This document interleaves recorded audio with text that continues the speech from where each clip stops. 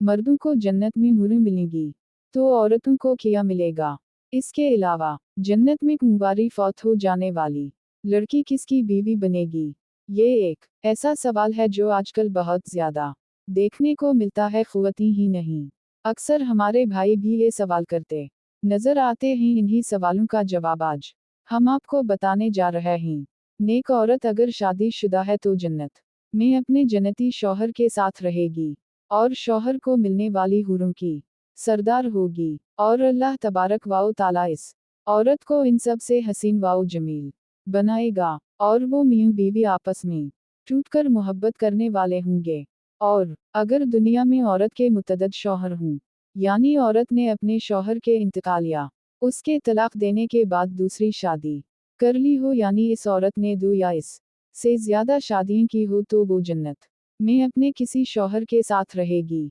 इस बारे में मुख्तलिफ रिवायत और अक़वाल मौजूद हैं कि ऐसी औरत को इख्तियार दिया जाएगा कि जिसके साथ इसकी ज्यादा मुवाफ़क़त हो इसको इख्तियार कर ले, या वो औरत आखिरी शौहर के साथ रहेगी। इस बारे में हज़रत अबू ज़रदा रज़ी अल्लाह ताला अन्हा से मरूए है कि आप सल्लल्लाहु अलैहि वसल्लम ने फरमाया, औरत को उसका आखिरी शौहर मिलेगा।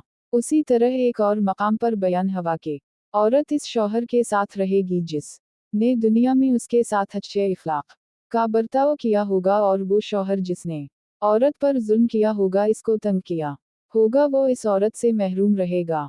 हज़रत सलमा रज़ी अल्लाह ताला अन्हा की एक रिवायत में है कि इन्होंने आप सल्लल्लाहु अलैहि वसल्लम से पूछा, किसी के दो शौहर हों तो जन्नत में किस के साथ रहेगी? तो आप सल्लल्लाहु अलैहि वसल्लम फरमाया, इसे इख्तियार दिया जाएगा कि वो किसी भी शौहर के साथ रह सकती है, और फरमाया जिसने दुनिया में उसके साथ अच्छे इखलाक का बर्ताव किया हो, और वही इसका जन्नत में शौहर होगा।